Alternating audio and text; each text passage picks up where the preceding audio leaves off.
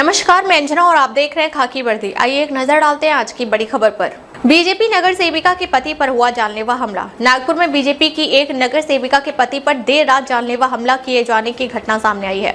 बताया जा रहा है कि आरोपी और घायल पहले आपस में अच्छे दोस्त हुआ करते थे। घटना में सोनू ठाकरे नामक आरोपी ने नितिन शिमला पर चाकू से कई वार किए, जिससे वह गंभीर रूप से घायल हो गया। घायल नितिन की हालत नाजुक बताई जा रही है और उनका इलाज जारी है। पुलिस ने मामला दर्ज कर जांच शुरू कर दी है।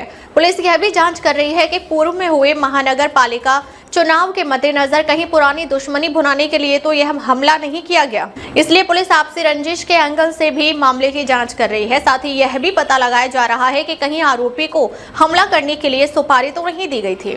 फिलहाल पुलिस पूरे मामले की गहन जांच में जुटी हुई है। हल्ला झाला आहे आणि एक जे महिला आहे जे नगरसेवक आहे काय पूरी घटना आहे काय दाखल केलं आहे त्याच्यामध्ये जो जखमी आणि आरोपी हे पूर्वी सोबतच राहत होते किंवा सोबतचेच होते आणि त्याच्यामध्ये काल जी घटना घडली 9:15च्या दरम्यान जुनी शुक्रवारी या ठिकाणी ही घटना घडलेली आहे। जखमीला जे आरोपी सोनू ठाकरे आहे त्यांनी चाकूने मारहाण केल्याचं निष्पन्न झालेलं आहे आणि त्याच्या अंतर्गत आपण त्याच्यावरती गुन्हा पण दाखल केलेला आहे। त्याच्या अनुषंगाने आपण तपास करत आहोत।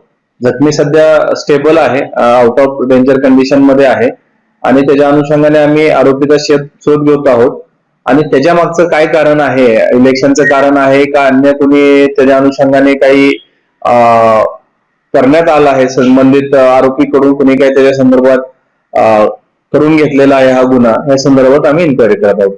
जे जखमी आहे आणि जे आरोपी आहे यांच्या काही गुन्हा प्राथमिक रेकॉर्ड आहे हा, हे जुने 2013चा या ठिकाणी मर्डर झालेला होता, त्यातले ते सोबतचे आरोपी आहेत। ते प्राथमिक दृष्ट्या आम्हाला निष्पन्न झालेलं आहे, पण त्याच्यामध्ये कालची जी घटना घडली त्याचं काय नक्की कारण आहे त्याचा आम्ही तपास करत आहोत। तिथे जे पत्नी आहे त्यांनी गंभीर आरोप केले आहेत की राजनीतिक कारण आहे नाही, जे काही राजनीतिक कारण त्यांनी सांगितलेलं आहे त्याच्या अनुषंगाने आम्ही निश्चितच तपास करू आणि आरोपी अटक केल्यानंतर त्यात निश्चितच समजेल की त्याच्या अनुषंगाने जे फिर्यादींनी अलिगेशन केलंय ते खरं आहे का, त्यांचा त्यावरती डाऊट आहे, निश्चितच त्यामध्ये तपास केला जाईल। लालच देकर नागरिकों से ठगी करने वाले आरोपी से 2,44,15,000 रुपए मूल्य की 32 4पहिया वाहन जब्त।